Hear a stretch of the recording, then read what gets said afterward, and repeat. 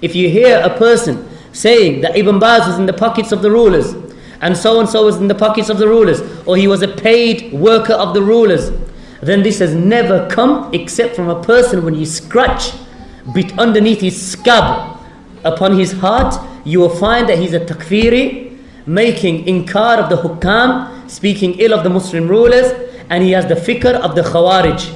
And it is the Khawaarij who say this about our scholars and about the ulama.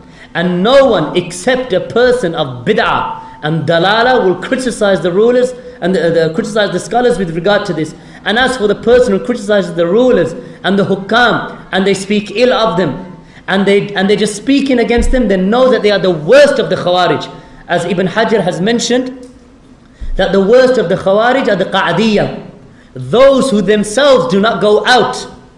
Those who themselves do not go out and fight and make rebellion against the Muslim rulers with the sword, but rather they encourage others to do so. So when you hear a person doing this, then know that he's a Ruwaybid, from the Ruwaybidah, a person who is despicable, dishonored. You should leave him and keep away from him. For verily the one who speaks against Ibn Baz and the likes of these know that they have nifaq with them. The nifaq of the actions and the nifaq of the tongue that they have with regard to the Muslim scholars and the scholars of the Ummah. For verily in these times you will not find anyone the likes of Ibn Baz or the likes of Al-Albani or the likes of Ibn Uthaymeen, Hafidhahumullah, rahimahumullah ta'ala. You will not find the likes of these kind of scholars. So the one who speaks against them has a disease in his heart, he is corrupted, he has a sickness, and his sickness is either that he is cured by ilm and sincerity because he is insincere, and he is ignorant. So he has to cure his insincerity by becoming mukhlis, and he has to cure his ignorance by learning the knowledge of these ulama. Because these ulama are ulama who preserve the sunnah and salafiyah of our times.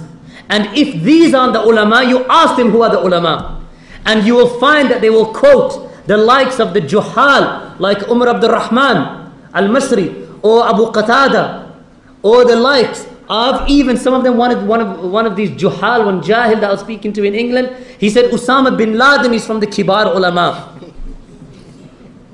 This Kharji, Khabith, he said that he is from the kibar ulama, he's from the major scholars.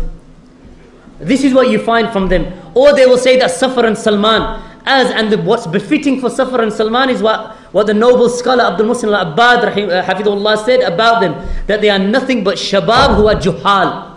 They are youth who are ignorant, and this is who they are. And the greatest scholars warned against them and spoke against them.